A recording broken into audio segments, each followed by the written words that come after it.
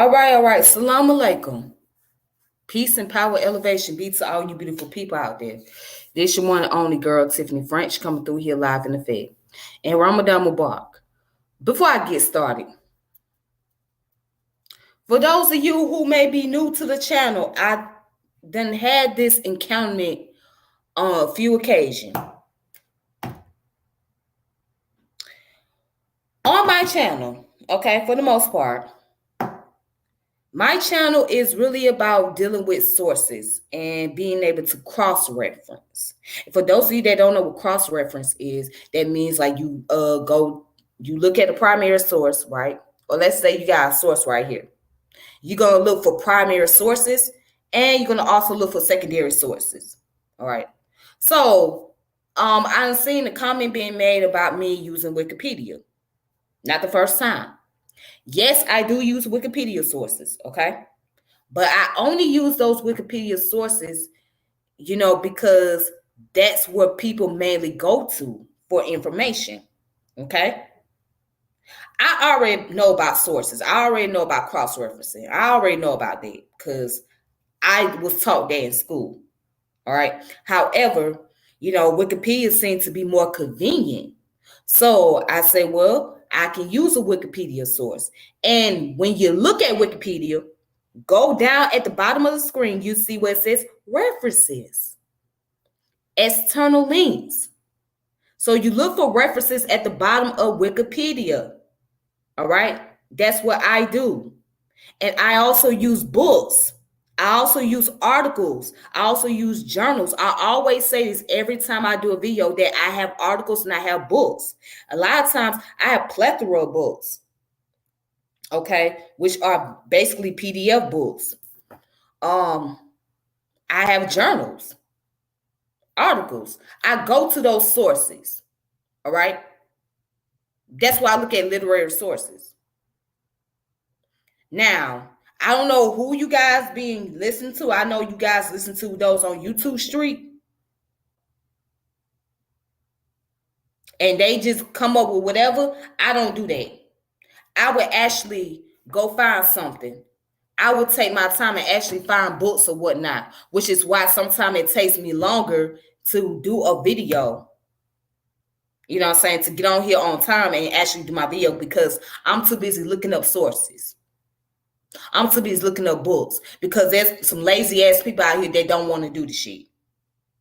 And excuse my language, but I'm just being straight up. All right. So if you have a problem with me using Wikipedia sources and also using primary sources like books and articles, then maybe you shouldn't be watching my channel. And I'm just saying. So yes, that's what I'm going to be doing. And now only time I solely rely on Wikipedia is if I can't find any other sources or if I can't do any cross-reference and that's the only source I can come across is Wikipedia, then yes, that's the only time I use just Wikipedia. But for the most part, I cross-reference. All right. So anyways, I want to get that out the way, not spend too much time on it. All right, so today's topic on Ramadan, on the month of Ramadan, all right, I'm going to be focusing a lot about the history of Islam. I'm going to get into the Islamic scholars, Sufi scholars, or Sunni scholars. And I'm going to get into the STEM, all right, more of the STEM program and how the Muslim has impacted the STEM, which is science, technology, engineering, mathematics. All right, and, Islamic philosophers and all these different things, okay? Even those that was slaves during the transatlantic slave trade, and who was a part of the slave rebellion, just different individuals, different topics that's relating to Islam and the Muslim community, okay? So this topic here is going to be about the Tijaniya, all right, which was named after Akamai Al Tajani. All right. So the Tijaniya is a Sufi order that started in the Maghreb area. Okay.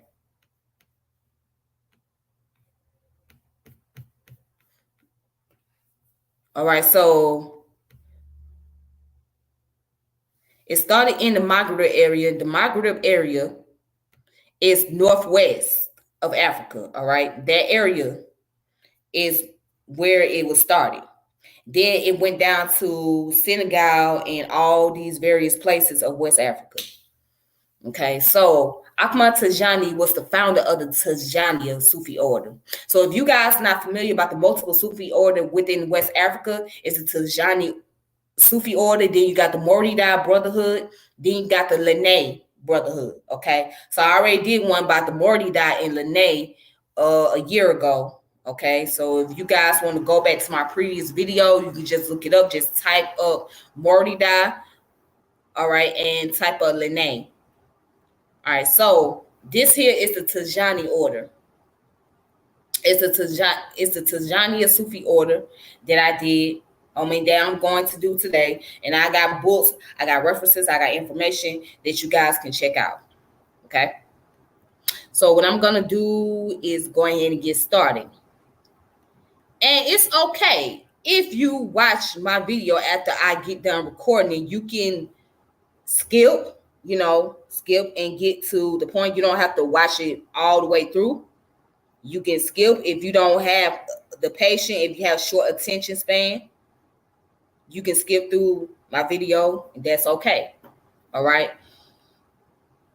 But let's go ahead and let's get started on the information, shall we?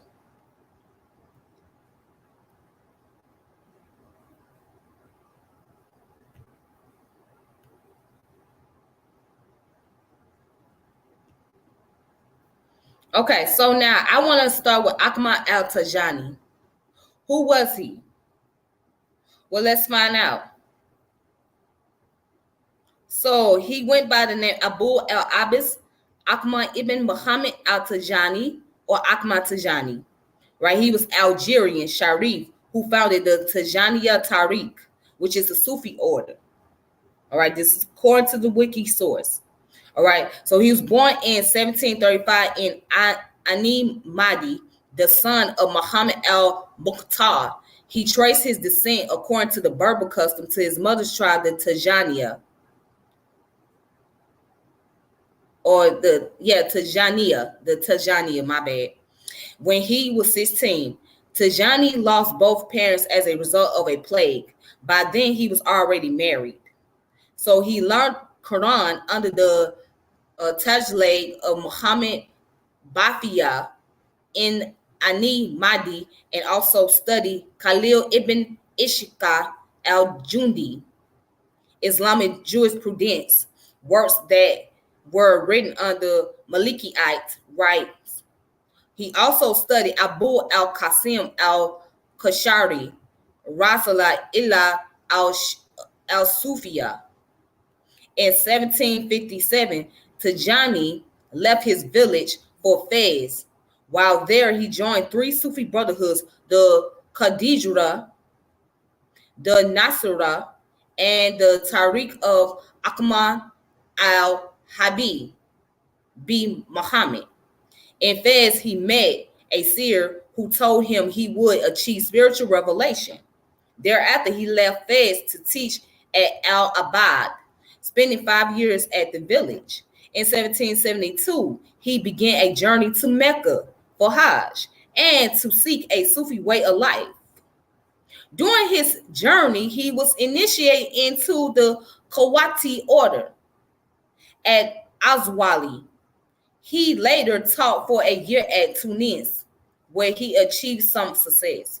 He left Tunis for Egypt, where he met Mahmoud al-Qudi of the Kawati order in Cairo. Tijani reached Mecca in late 1773 and performed Hajj rites. In his quest to seek a Sufi way of life, he met Sheikh Ahmad Abdullah el-Hindi, who rarely saw people except for his servants. He also met Abu Karim al-Saman, founder of the Samaya branch of Kawati. Al-Saman told Tijani he will become a dominant Kubt, which is poet or scholar within the Sufi orders in the region. Tijani left Mecca and returned to Cairo, where he got Al-Qudi's blessing to preach the Kuwaitiya order from Cairo, he settled at Tlemcen for a couple of years. Okay, so this is the town where Tijani did his Tarak, okay, or Sufi order right here. So the name of this town is the Oasis of Bosingonu. All right, this is in Algeria. Okay, so Tijani later settled at Bosingonu, an oasis 75 miles of Al Bayad. It was Sagoon that Tijani received a vision from the prophet who told him to start a new Sufi order. He left his previous affiliation with other Sufi orders and claimed divine instruction from Prophet Muhammad sallallahu alaihi wasallam. Thus, the year 1781 marks the beginning of the Tijaniya order. Tijani order soon gained attraction in the desert region surrounding Abi Sagoon. Sheikh Tijani lived in Abi Sagoon for about 15 years. In 1796, he went to Fez. All right, now this is his tomb right here, okay? This is his tombstone that's in Fez, Morocco. And it's written in Arabic. All right, that's Tijani tombstone. Okay. All right, so go further down. It says in Fez, Tijani was well received by Moulay Suleiman, the Moroccan Sultan. Though Suleiman disliked other Sufi orders, he provided Tijani a house and appointed him as a member of his learned council. At first, Tijani chose the mosque of Moulay Idris to pray, but performed the rites of the Tijani order in his house. Tijani later built his own Zawiya. Okay. In Fez, he sent his trustee aides to spread the word of his order. Trusted aides such as Abu Hafs Abdul Rahman was sent to Oran and Algiers, and Abdul Salam al Wajiri to Constant, Algeria. Further, Makadams were appointed among learned converts, including Muhammad Faradir al-Abdullawi in the Jarad district of Tunisia, and Muhammad al-Hafiz in Mauritania.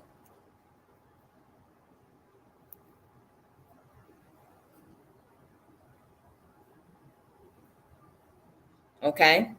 So Tijani assigned to himself the title of Qat al-Akatab, the pose of the pose, and Qatim al-Wala al-Muhammadiyah, or the seal of Muhammadan sainthood. All right, seal of sainthood. Check this out.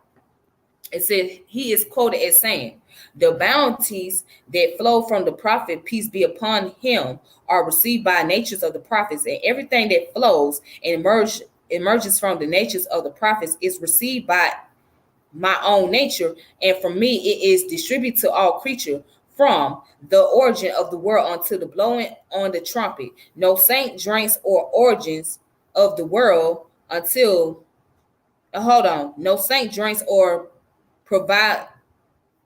Let me start that again, because let me highlight this, because I just got lost. Okay, so the bounties that flow from the prophet, peace be upon him, and blessing, are received by the natures of the prophets, and everything that flows and emerges from the natures of the prophets is received by my own nature, and from me it is distributed to all creatures from the origin of the world until the blowing on the trumpet. No saint drinks or provides water to drink except from our ocean, from the origin of the world until the blowing on the trumpet.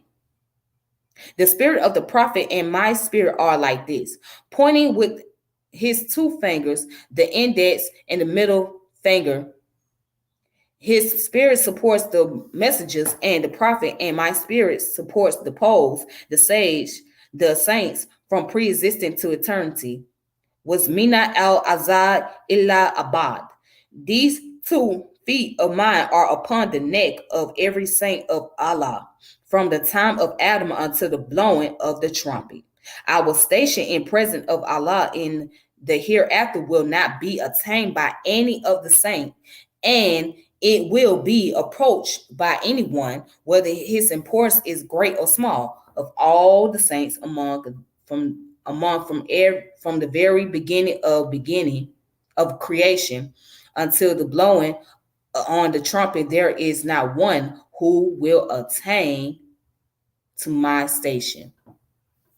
All right, so before I go any further, a lot of these schools of thoughts, right, or any organization, any leaders, they will say that they have received revelation from a divine creator, or that divine creator has come into their dream and told them, create your organization, or start an order, build a foundation, gain a following, whatever the case may be. A lot of them will say that, okay? Now, in modern time period, especially, for many, when they create their own organization, right, it's all about obtaining power, wealth, and prestige. That means you have a power over a numerous amount of people. And then when you have more people following, that's generating wealth. And that builds your confidence. So it kind of goes into the 48 laws of power here, okay? Of how people will gain power, how they will build infrastructure, how they will have leadership. That's their way of being able to have their own territory. And they mark their territory by creating religious organization, social organization, political organization, either economic organization, any type of organization, or, street organization. When you got a leader, it's for that leader. The leader is doing it because it's not only just going to benefit him as far, or her, as far as their confidence is concerned, as far as their reputation is concerned, but it also generates wealth. It also makes them money. So power is not always a bad thing. It's not a bad thing. And it's not always a good thing either. Power is not a bad thing, or it's not always a good thing. It depends on how you go about using your power and what your power is intended for and what's the purpose. Okay? You know what I'm saying? But the Mohammadiyah, the Tijaniya, and the Lanay, they all got a lot in common. Okay? They all follow Sufism. They all follow the mysticism of Islam. So within the Sufi culture, you have different Sufi orders that's taking place. Just like in a Sunni Islam, you have different type of Sunni Islam culture. So there's gonna always be the original title, and with those original titles, there's going to be subtitles. There's going to always be the original organization, and within those organizations, there's going to always be the sub-organization, all right? And in these groups, there's going to be the original group, and there's going to be the subgroups. And then from those subgroups, going to create another subgroup, and it's going to create another subgroup, et cetera, et cetera. That's how it always goes.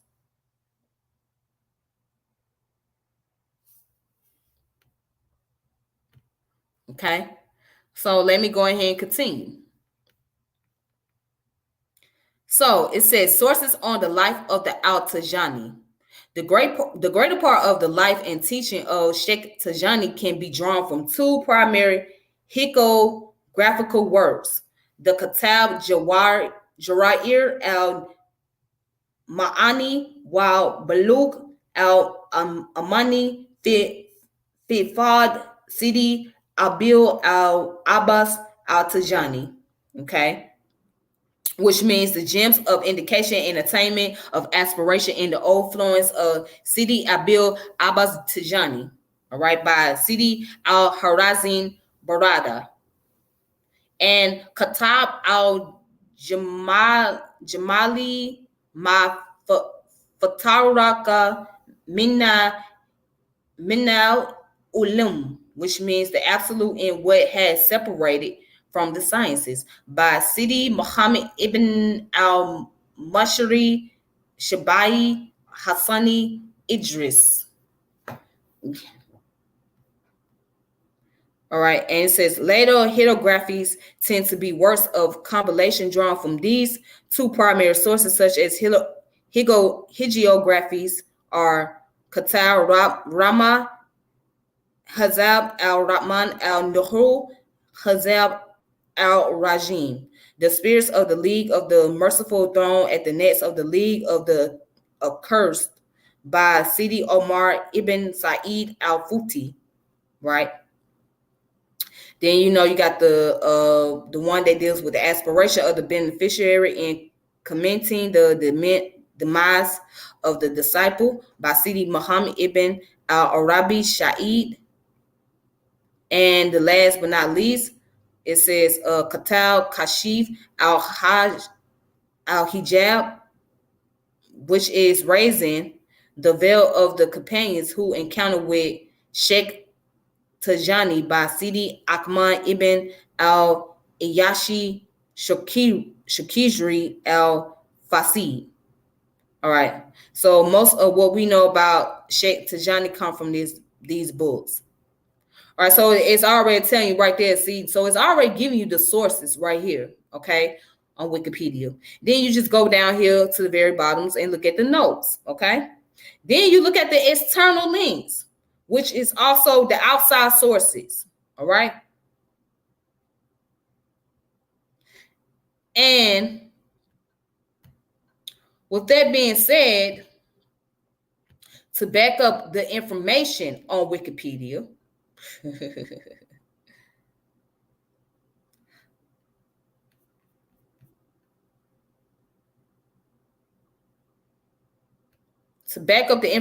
right? Let's look at the Tijaniya Brotherhood. This website comes from the woolofresources.org, okay? Tijaniya Brotherhood, all right? Introduction. The Sufi way is Islam in Senegal. Virtually all Senegalese Muslims belong to one of these three orders, the Tijaniya, the Muridas, or the Qadiriya, right? The Tijaniya is the largest of these, representing approximately half of the population. Now, the history of the Tijaniya dates back to the end of the 18th century, being founded by Akamai Al Tajani in Morocco. He was born in 1737 to a black mother and a father who was venerating man of learning. Akamai Al Tajani felt the call of Sufi life when he was 21 years old. By the time he already had a firm foundation of Islamic learning, he traveled to Fez seeking to meet Sufi sheikhs and applied himself to the study of the prophetic tradition. Before he returned to Algeria, he had joined three Sufi brotherhoods, including the Qadiriya and the Naziriya. Right? So in 1772, he commenced his pilgrimage to Mecca, during which he was initiated into the Qawatiya order. Once in Mecca, he came under the Indian Sufi Sheikh Ahmad bin Abdullah, who died 2 months later, at which time Al Tajani is said to have inherited his occult mystical learning. And it goes on to say, 1782, Akamai Al Tajani announced to his followers that the prophet had appeared to him in daylight and authorized him to start his work of spiritual guidance, and assigned to him the rids of his order, marking the beginning of the Tijaniya order. So in 1787, he moved to Fez, where he found favor with the Sultan. And in spite of the hostility of the local population towards him, the movement flourished through Algiers, Tunisia, Morocco, and Mauritania. He remained there until his death in 1815. Following his death, the brotherhood split into a number of branches through leadership rivalry. It says the founder of Tijaniya left no treatise of his teachings at his death. The beliefs and doctrines are instead taken from books written by three of his companions, containing rescripts, exposition of theological questions, and aphorism made by Al Tajani. Okay.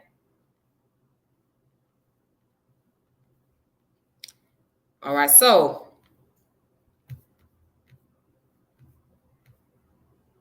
So it says spread into Senegal. So I'm just gonna get into these first two.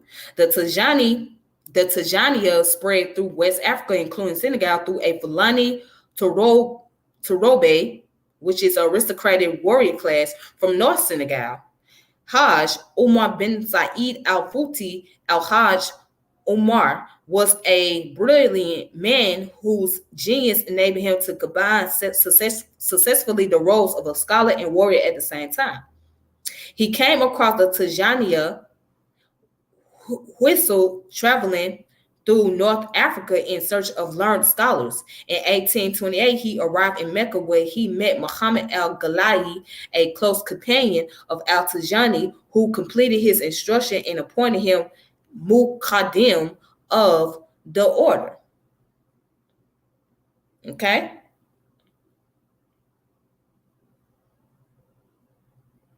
All right, so let's see where else we can find. So I'm skipping some of this information. All right, so it says during the 19th century, the Tijaniya was a spread throughout Senegal by numbers of leaders who used more peaceful means. Al-Hajj Malik Saad, who originally came from Wulified Fulani family, received a Tijaniya writ when he was 18 from his uncle, who was connected to both the Hajj Umar and another leading Tijaniya. Maklud Fal, he settled in Tuvaniwan,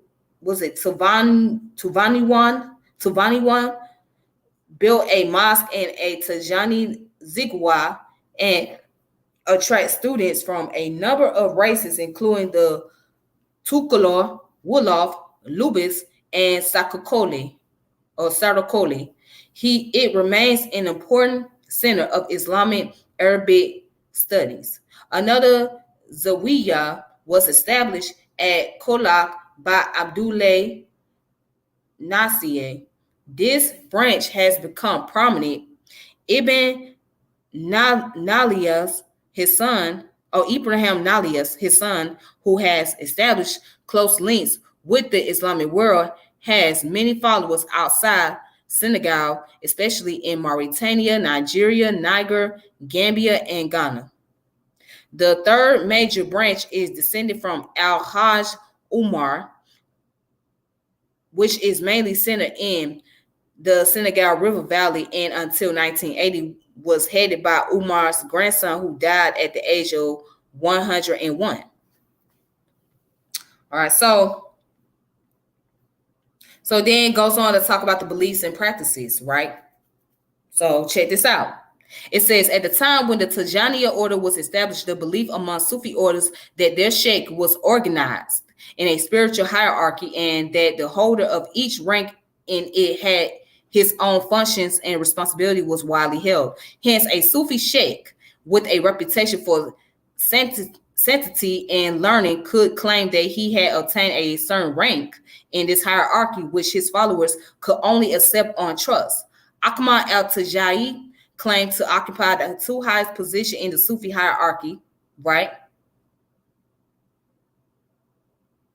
The functions and powers of which he defined himself, these positions were Qutb al-Khattab and Qatem al-Wala al-Muhammadiyah. A great number of Sufis have claimed to be Qutb. Al-Tajani claimed was that he was their chief. Each Qutb is believed to have been the predominant power in the universe during his time. But Al-Tajani claimed that he was the power from which all the other Qutb drew their spiritual authorities. And furthermore, Qutb al-Khattab was God's vice regiment in all affairs of the universe. Nothing can reach the creatures from God or God from the creatures except through him. He is the internal content or substance of all things in the universe and the source of creative energy in it. He also has the power to bring whosoever he wills into creation, and no aspect of creation can defy his power. All right. So let me go ahead and read this comment real fast. Peace, Queen. I set the timer and still didn't get the notification. Okay, you gotta hit the notification bell on YouTube. So I'm sorry that you did not get the notification. But I'm glad that you're here. So thank you for coming through, Peace. I appreciate you, but yeah, you gotta hit that notification bell on there as well. So yeah, so I don't know. YouTube algorithm is pretty strange to me, and I'm learning myself. So they have a very YouTube has a very strange algorithm, to be honest with you. You know what I'm saying? But yeah, just make sure you just hit the notification bell. That's all I can tell you. But peace and thank you for coming by. All right. Let's see, what else can I find on here? So I'm skipping through these paragraphs because there's a lot of information on here. So I just want to skip. Yeah, I want to skip through the paragraph.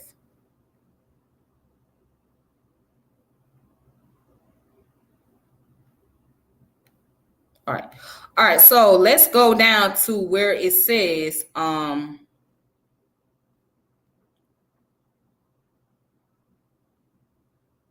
the idea behind the Khatim is that just as Muhammad was the seal of the Prophet, so Al Tajani was the seal of the Walis. He was the perfect embodiment of the Walaya, and from him all the Walis before and after draw their inspiration. Spiritual emanation flowed from Muhammad to the other prophets, and from them to the Al Tajani, from where he distributes to the rest of the mankind. Hence, even an ignorant Tijani is supposed to belong to a spiritual rank much higher than that of a great non-Tijani wali. Now, one of the greatest prize sought by the Sufis is to know God's most exalted name. In the prophetic tradition, God has 99 names, but has kept one more name secret. To know the most exalted name is a way of obtaining eternal bliss, since God never refuses a supplicant who uses it in his invocation. Contrary to Sufi practice, Al Tajani produced no chain or genealogy linking him to the prophet. Rather, he claimed a direct link, as the prophet had appeared directly to him, instructing him in the words of the Lentinites and conferring on him the titles he claimed for himself. So members of the Tijani order are expected to give up membership of all other orders. They are warned against leaving it, as it is commonly believed that if one does so, one would apostatize sometime before death. A fear of dying in a state of unbelief, combined with the presumed great merits of reciting the Tijaniya word, explains the Tijani strict observance of the prescribed rites. Okay.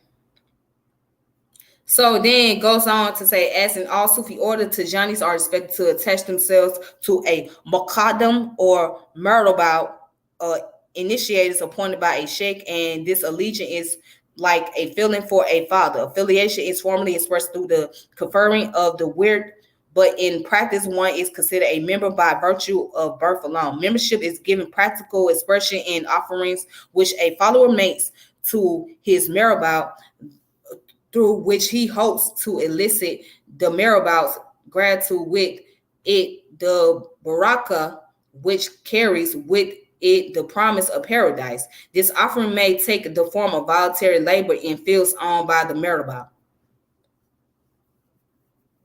Okay. All right. So that's just that's that part about the Tijani and the beliefs and practices, right? So as you can see, they're pretty strict. Okay. So they feel like if you are part of the Tijani order or the Tijaniya order, that's the order that you're going to be a part of. You can't be a part of any other Sufi order other than the Tijaniya order. All right, so now let's go further down here. Now it says, as an order, the Tijaniya are characterized by a love of rich living, in contrast to artistry of many orders. In this rank, they are following the example of their founder and justifying it with a theology of thanksgiving that is appreciating the gifts of Almighty God, which are a sign of his favor. The rights of the Tijani, in addition to the religious obligation incumbent upon all Muslim, are three: the recitation of the writs, which is the litanies of the order; the wizafa, which is the office; participation in the hajra on Friday.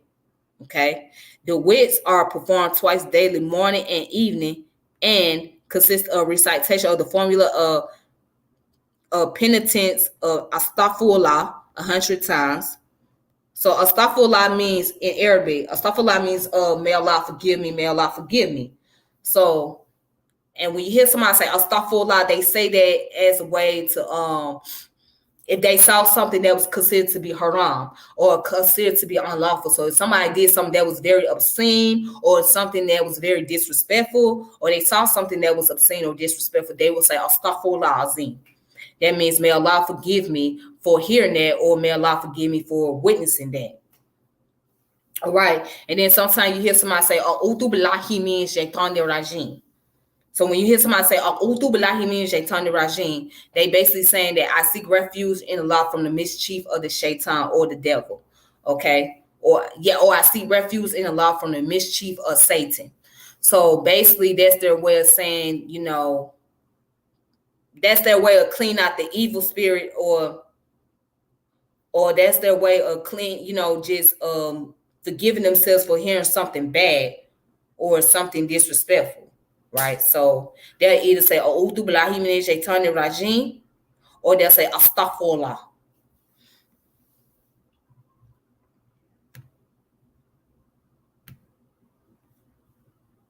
It says, saying a prayer for the Prophet, preferably in the form of the Tijani prayer, Salat al-Faith 100 times. Reciting the formula of the Haliyah, which is La ilaha illallah. So, La ilaha illallah, which means there's no God but Allah. All right, that means there's no God but God. Right, so that's part of the Shahada. When somebody take their Shahada, they'll say, La ilaha illallah Muhammad Rasulullah. Right? That means I bear witness there is no God but Allah, that the Prophet Muhammad, may peace and blessing be upon him, is the messenger of Allah. So that's one of the saying they use when they take Shahada. So yeah, they say Ahaliya La ilaha illallah. All right. All right, so it says words or words are said to enlighten moral qualities of justice, courtesy, and love of fellow men. It clears the moral conscience and allows a man to know himself better. By concentration, reach a point where he becomes aware of his own possibility and profession and his dependence on attentions of God. It opened him up to communion with God. All right.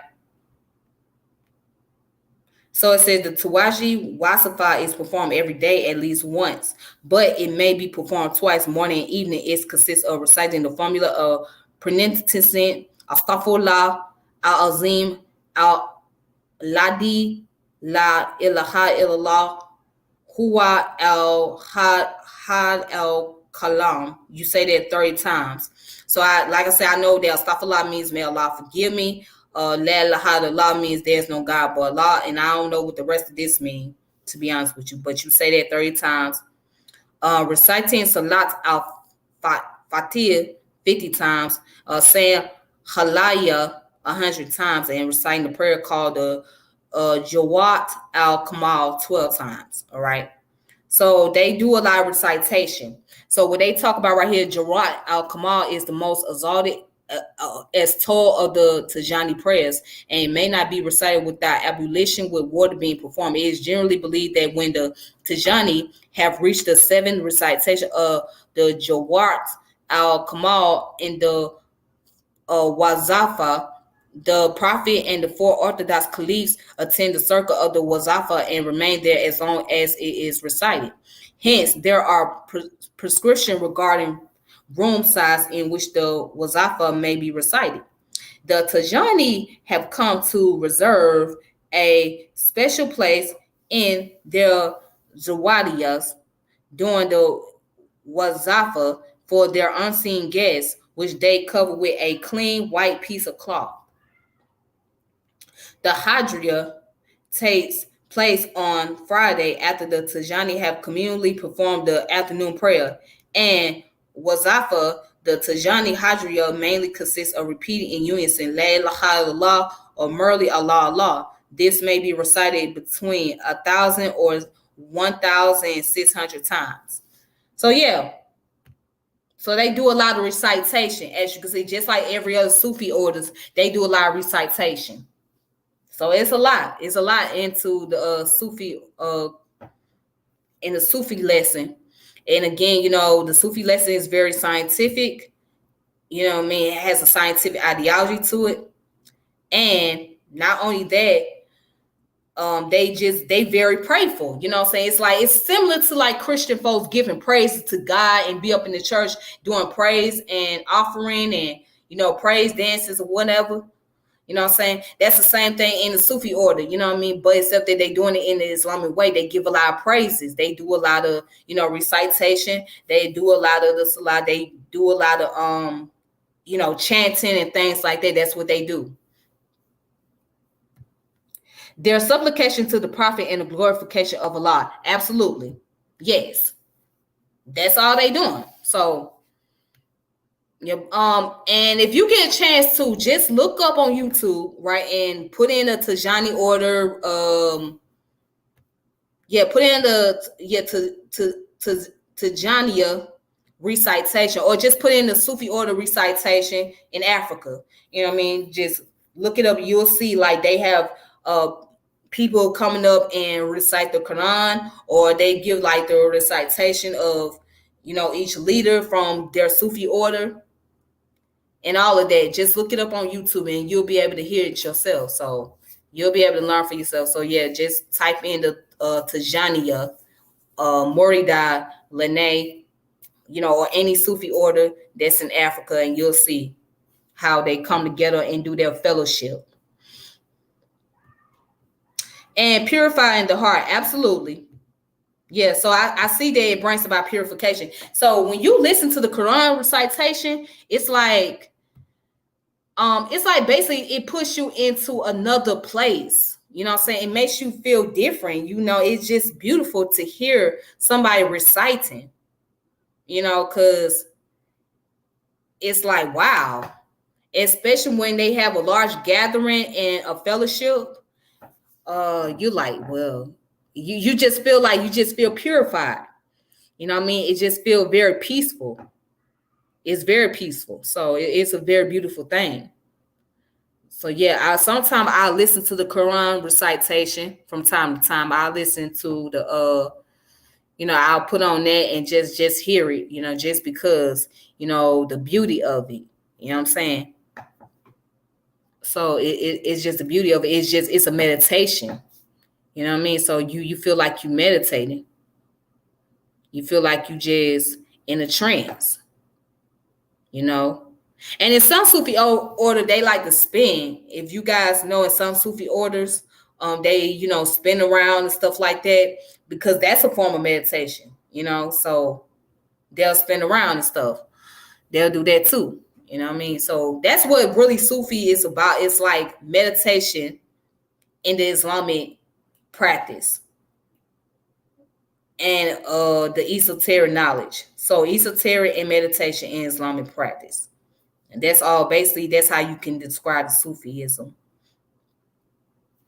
Yeah, but if I was to go back to Islam, right, I would practice Sufism, because, it's just more of dealing with the spiritual component, and it's more about dealing with meditation, and it's all about just being able to find more peace than just, it does bring structure, and it does have some organization to it, of course, but, it's just a little bit more relaxed, you know what I'm saying? Because you deal with a lot more just meditation, being able to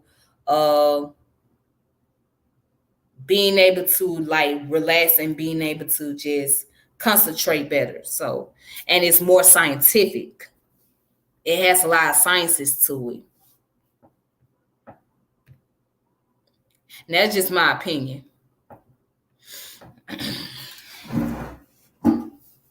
All right.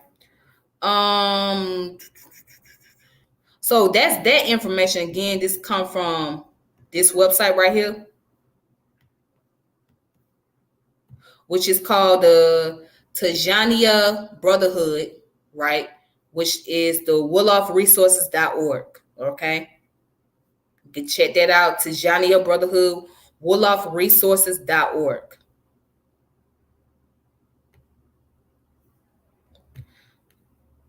It says the Tasawwuf is a beautiful science. Yeah, you know what I'm saying? It's a beautiful science. Just the other night when I was dealing with the information about Ibn Arabi, right? Ibn Arabi was a philosopher, and he was a practitioner of metaphysics, or he studied metaphysics. And when I was reading his work, I was like, wow, like this man really like got into a lot of understanding about the cosmos and the soul. So the book I was reading from, William Chitet, or is it Chitet? Yeah, William Chitet wrote a book called The Science of the Cosmos and the Science of the Soul, which was dealing with the concept of Sufism and science. It was just like a lot of plethora of information. It was great information in that book. You know what I'm saying? It was so much. So it's a bunch of topic that I want to get into. So if you guys ever tune in the next time, I will make sure I deal with a topic about astrotheology. Okay, because this is where we're gonna tie in how science, modern science, are practicing astrotheology. But the only difference is they don't use the concept of God as a nomenclature, right? But they have taken on religious custom. They have taken on spirituality custom and incorporated into modern science. All right, not all of it, but some of it come from religion and spirituality. Okay, but the only difference is they have a more modern technology advance, and they don't use God as a nomenclature per se. However, when you look at these, when you study the names of these planets, when you study the names of the days of the week, of the weeks, right, or the months of the year, you will see that they came from the gods and goddesses. They were named after gods and goddesses of the Roman and Greece, right? And in other cultures, they used their gods and goddesses to name their days of the week, or translate planets and stuff like that. So the only difference is in modern science, they don't use a lot of religious nomenclature, although the planets are named after deities, although the days of the week are named after deities.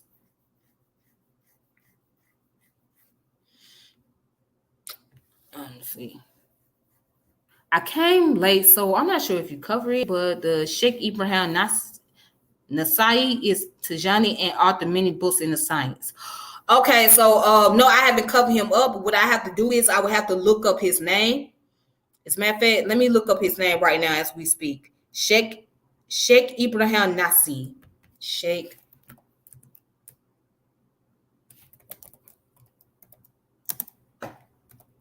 Ibrahim. Okay, cool. All right, so the next time I do the video, I will make sure that I will look him up. Sheikh Ibrahim Nasi. Thank you. I'll make sure I look him up, because no, I didn't look his name up. But when I do a video the next time, I'll make sure I'll do a topic on him. So thank you for sharing that information with me. I did not come across that name. I didn't even know about that name, but thank you for sharing that with me, because I'll be sure to look him up, and I'll be sure to like study some of his works and be able to share and present it to you, or present to the, the audience, whatever. All right.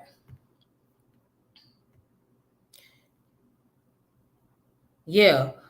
But yeah, it's a lot of things that people going to learn, that modern science have taken on spiritual and religious custom. They have. The only difference is they just use advanced technology, okay, and the nomenclatures are different.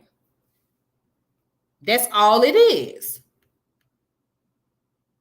That's all it is. All right, so let's get down to the title of the books, right? So there are some books that I would recommend. I'm not going to go too much into them. All right, so one of the books I don't have I don't have a copy of, but you can find it on Amazon. All right, and this book right here is called On the Path of the Prophet, Sheikh Ahmad Tajani and the Tariq, Taraka Mohammadiyah, which is written by Zachary V. Wright, and it came out in April 26th of 2015. The book costs around $17.15. You can find this on Amazon. Okay, so here's the Amazon website here. On the Path of the Prophet.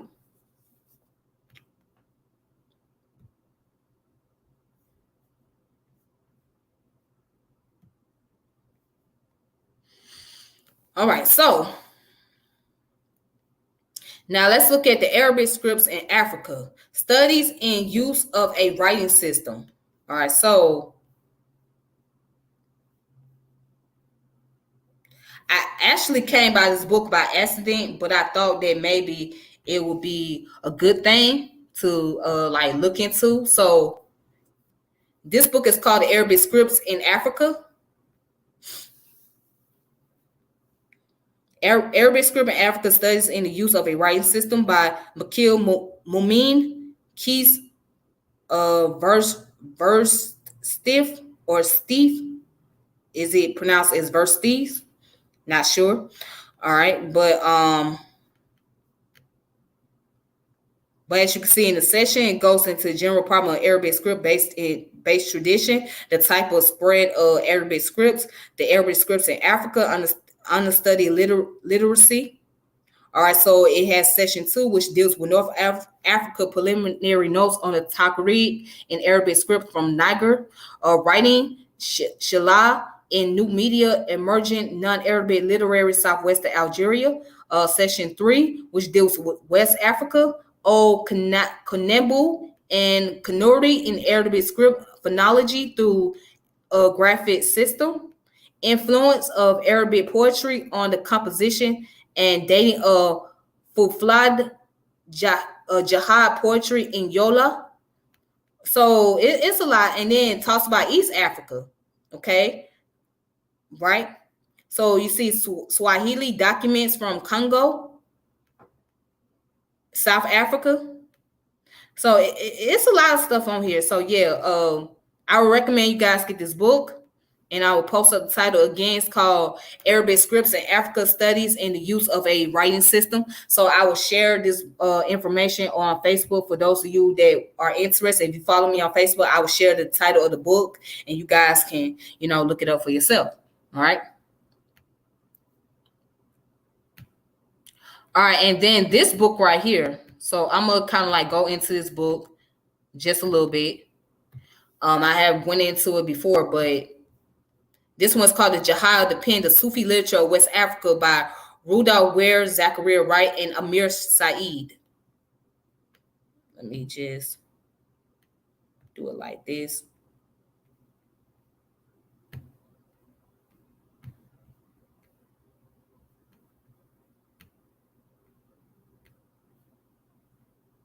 All right, so it says the Sufi scholarship of Islamic West Africa. That's the introduction.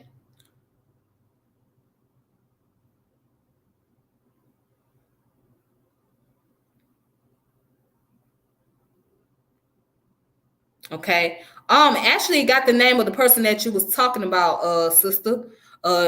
Is it sister or brother? Look like a sister to me. Okay, yeah.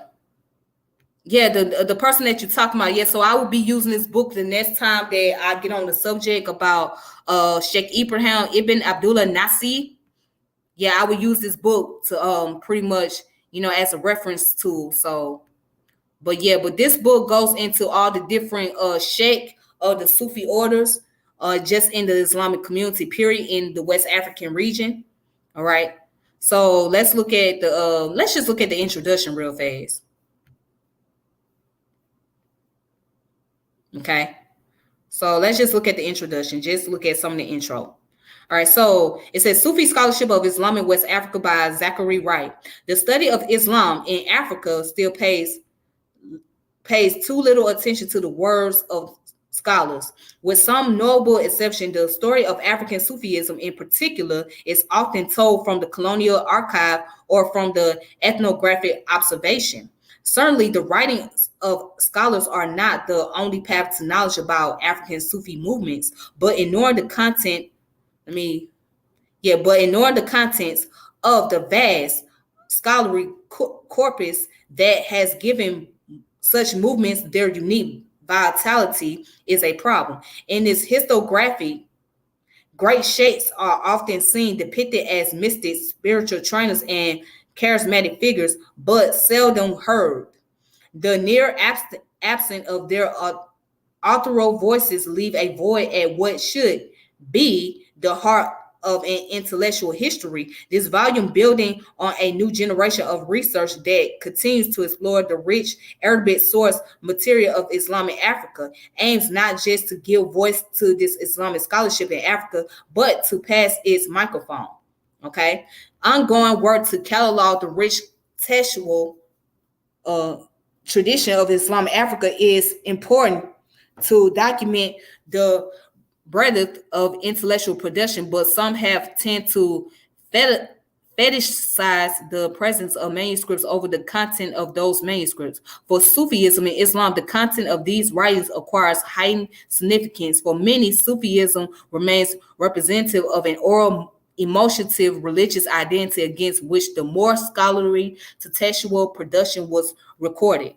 Discussing global Islamic movements in sub-Saharan Africa, one academic wrote, a second type of pan-Islamic network which has been and still is influential in Africa is that created by the Sufi congregation that stress spiritual rather than intellectual knowledge, a feature that has enabled them to become mass movements in a sense, the churches of Islam.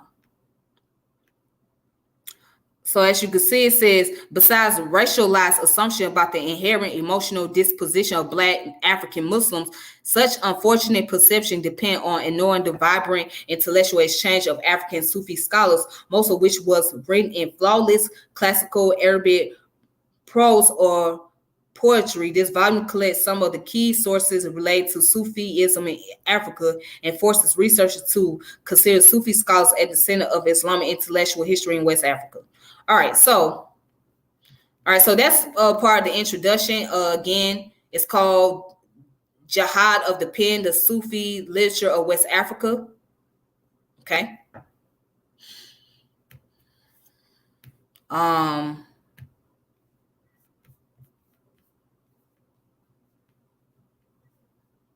See, I also recommend the Walking Quran by the same author, Dope History Regarding to Islam. I actually have that book.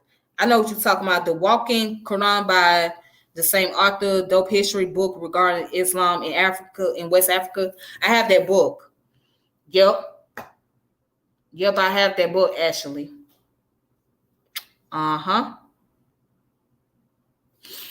So I probably will share that information from that book as well, the Walking Quran, when I do that video, hopefully tomorrow. Yep, I have that one as well.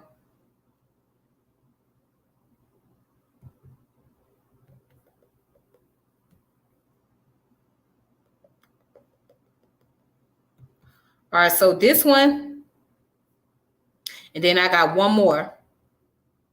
This book is called Living Knowledge in West African Islam, the Sufi Community of Ibrahim Nasi. Again, you're going back to that author. So by Zachary Valentine Wright. So what I'm going to do is I'm going to make sure I will use these sources, okay, to go in about Ibrahim Nasi. All right, so that's going to be the subject tomorrow, okay? But I'm just going to present this source today so you guys will know. It's called Living Knowledge in West African Islam. So I'll be able to make sure that I'll post that information up. All right, so it's talk about the Sufi community of Ibrahim Nasi. Get that. And then this book right here, and I'm glad I was able to find this book.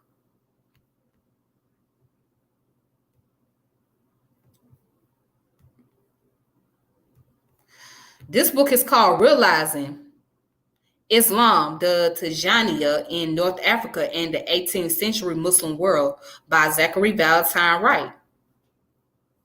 Let's see.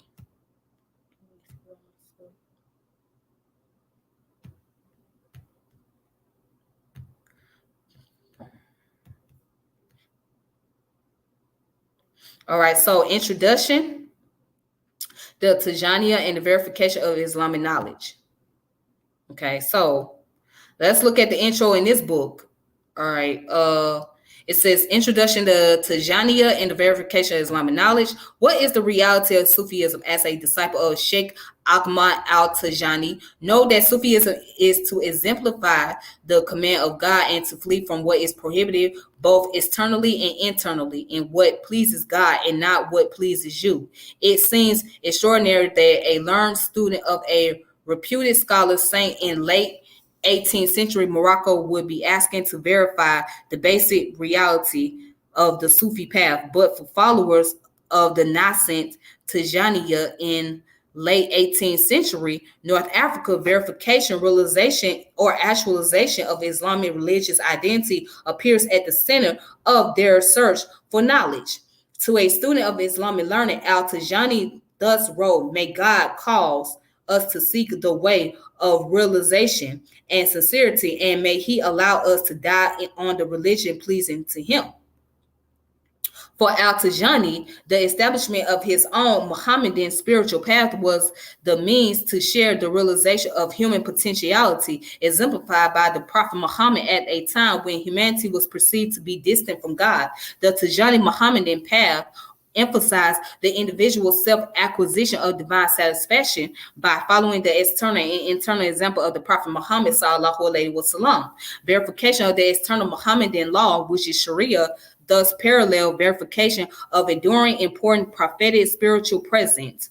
The resultant activation of the Muhammadan essence at the core of human identity made an individual the recipient of divine grace, even in a perceived age of social and political corruption. All right, such realization of the human condition was not unique to Al Tajani and his followers, but even the Tijani version of the Tariq Mohammadiyah drew upon similar articulation within a 18th century global scholarly network. The Tijaniya develop a distinctive rendition of this concept. Al Tajani notion of the consummation, profession, and or sealing of the Mohammedan path in the Tijaniya both responded to regional Maghribi intellectual and social currents and facilitate the global spread of the order in a manner perhaps unrivaled by contemporary articulation. All right. With a vibrant and growing presence in West and North Africa, the Middle East, India, Indonesia, Malaysia, and Muslim minority communities in Europe and the Americas, the Tijaniya has certainly become one of the world's most widespread Sufi orders. And it says the Tijaniya came with nothing new in relation to earlier Islamic and Sufi ideas. Adherents conceived their affiliation to the way of Muhammad as the fullest actualization of a very old and basic concept. In most Arabic dictionaries, the meanings for haqqa or tahqiq is to act according to the truth or to verify, confirm. To make tahqiq is thus to put knowledge into practice or confirm a religious truth through its performance. The notion of actualization as a form of knowledge beyond rational verification was associated with Sufism in opposition of Hellenistic philosophy, at least since the 13th century formulation of the Andalusian Ibn al-Arabi and his Anatolian disciple Sadr al-Din al-Kunawali, according to William Chittek. It says Sufi teachers frequently spoke of the goal of the Islamic tradition as realization, a word derived from the same root as the divine name al-Haq, The real, the right, the truth, the appropriate. Grammatically, realization means to actualize truth and reality. And in Sufism, it came to designate the end result of following the path to God. To achieve realization means to reach the real, to see and understand the things in light of the real, and to act rightly and appropriately in all situations. This demands the transformation of the very being of the seeker. All right. So just go further down real fast. It also goes on to say the the the Mohaki is thus one in whom truth has become manifest. He is the living proof of the truth's verification. The spiritual claims of the Tijaniya, that Al Tajani was the seal of saints, that the stamp of the Tijaniya is all over the other Sufi paths till the end of time. For example, is best understood through the concept of taqid. Sufi actualization was part of a more general accent on scholarly verification of Al Tajani. According to the Al Tajani close disciple Al Harazim, among his concerns was verification and scrutiny in everything, large or small, in order to establish the real truth. By this, he departed from the yoke of imitation and blind acceptance until he came to encompass all of the official sciences with verification, investigation, understanding, and contemplation, solving problems and enigmas. He became the imam of all types of knowledge. People sought him out for his explanations, for he was knowledgeable of the cause, judgment, sources, branches, derivative issues, understandings, pronouncement, abrogating and abrogated matters in all fields of learning. And he plunged into the depths of all transmitted and official learning, just as he did in the knowledge of divine reality. All right. So this is a great book. I mean, Realizing Islam, the Tijaniya in North Africa and the 18th century Muslim world. Again, I will post this book up as well. So um let's see what else is in this content.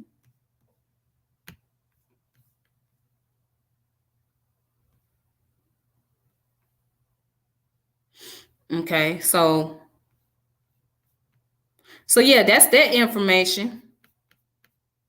So yeah, it really goes into the history about the Tijaniya order and Akamai Al Tajani. So this is a great book. This is a great book where it breaks down a lot of information. So I will make sure I recommend this book to the people out there who are interested, and make sure that you guys check it out.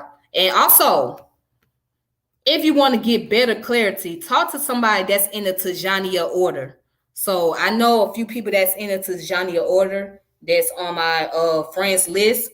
But yeah, reach out to somebody that's in the Sufi order, whether it be the Mohammadiyah, Tijani, or Lene, or any other Sufi community, and they'll give you more insight. They give you more information. You know, you get it from them, you know, just having a personal encounterment with those individuals. And that's all I can say about that.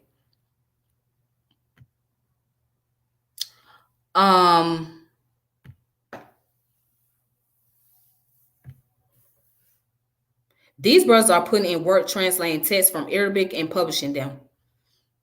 Absolutely, they are. I see that. I see they doing a lot of work. And it's not easy. You know, it's not easy translating a language like Arabic into English. You know what I'm saying? Because Arabic is a very complex language, just like Hebrew. But you know, Hebrew and Arabic both come from the same root language family, which is Aramaic, which also is considered as an Afro-Asiatic language, right? Just like Meta Nature is Afro-Asiatic. For all you Meta Nature fans out there, it's Afro-Asiatic too. Okay. So all, and even the language that is spoken in Ethiopia, I can't think of it. Was it what's the name of that language? Is it called a Aramaic or a Aramaic? Is it the Ge'ez language? I can't think of the name of the language that's spoken in Ethiopia. I don't know how to say the name of it, but that's also part of the Afro-Asiatic language family too. So yeah, you just have to really, Yeah, it's really not easy to translate a language like Arabic into English, to be honest. It's really not that easy, you know. But it can be done. It can be done. All right. But shout out to those brothers and sisters that's really in the linguistic fields. That's where what's it called? Amharic. That's what it's called. Amharic. All right. Yeah, I always forget the name of it. I know they call it a Ge'ez language, but it's Amharic. Yes, thank you. Yeah, that's the Ethiopian language, Amharic. Um, yeah, so yeah, shout out to the brothers and sisters that are in the linguistic fields of study that study languages. Shout out to those individuals that's really like dealing with language like Arabic, Hebrew, and all of that. Um, yeah, shout out to you guys.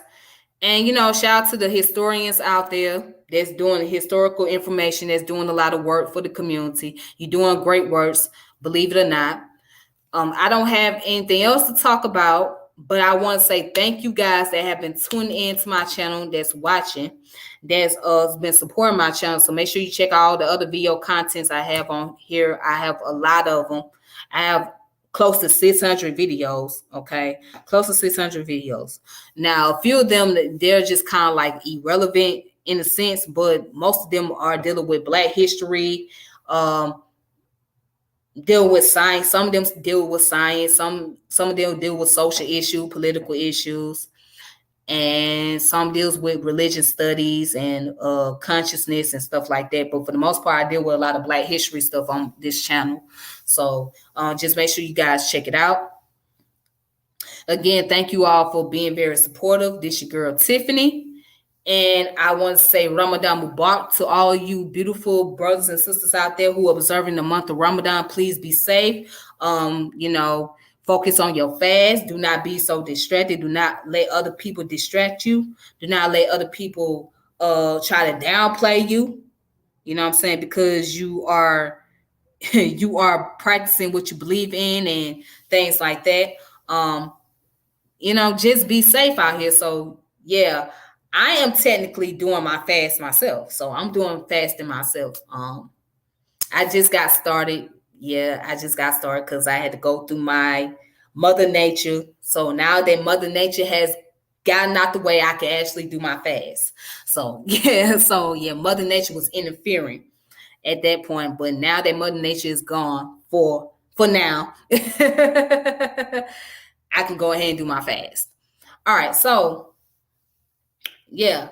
So yeah, I'm just gonna go ahead and enjoy myself and have a productive day and look up some more information, do some more studyings on the next topic, the next subject matter, and I will make sure that I will share it with you guys. So be on the lookout for it. Make sure y'all hit the notification bell, subscribe, like the channel, share the channel, all that great stuff. And again, this your girl Tiffany. I'm logging off saying peace and power, elevation be to all of you, and be safe. All right. Thank you so much. All right, y'all have a good one.